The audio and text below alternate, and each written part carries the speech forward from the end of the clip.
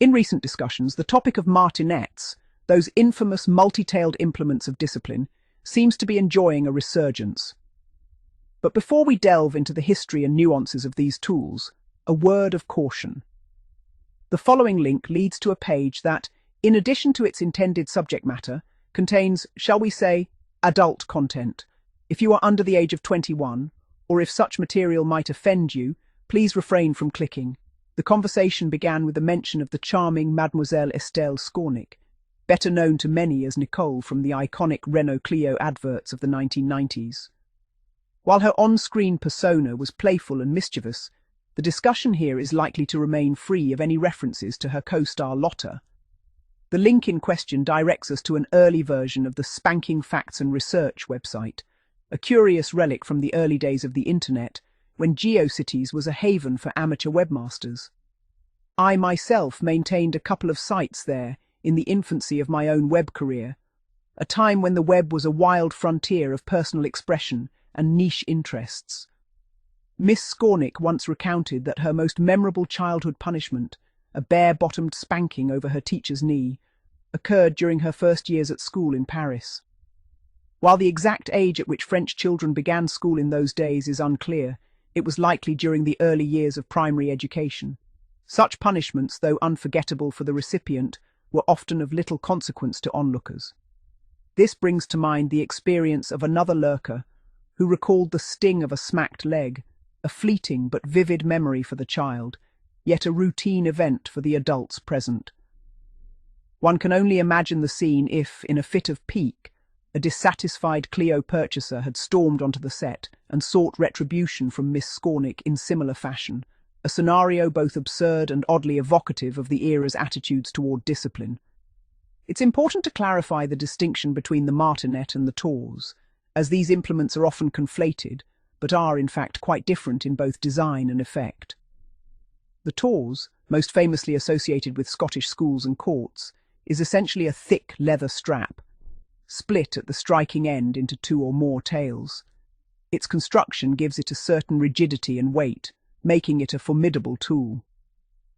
Traditionally, the Taws was used on the hands, but it was also applied to the buttocks, sometimes even replacing the birch in Scottish judicial settings. The fear it inspired among miscreants was legendary, and stories abound of its effectiveness, particularly when wielded by a stern schoolmaster or a no-nonsense magistrate.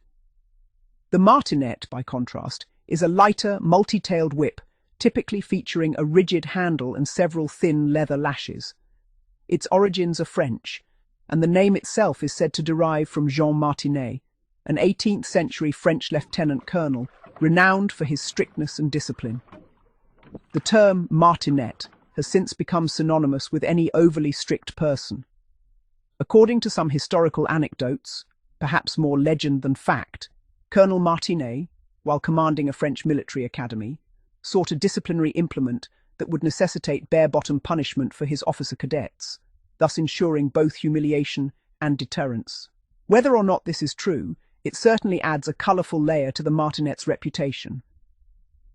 The traditional French martinet, often handmade by elderly women in rural regions like Morvan, was relatively light and not particularly effective through thick clothing.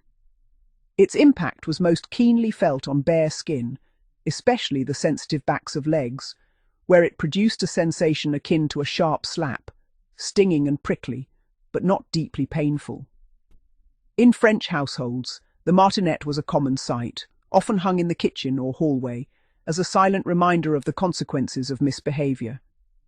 While heavier versions existed, particularly in the adult market or in military contexts, the classic schoolroom martinet was reserved for younger children and was rarely used with excessive force. I once came across a photograph of a martinet-style whip with thicker, more substantial tails, purportedly from the German army. Though I never encountered such an implement in person, I did see similar items marketed to adults. The key difference between these multi-tailed implements and single-tailed ones like the cane lies in the distribution of force. With a cane, the pain is concentrated along a narrow line, resulting in a sharp, intense sting. With a martinet or Taws, the force is spread across a wider area, producing a more diffuse, less severe sensation.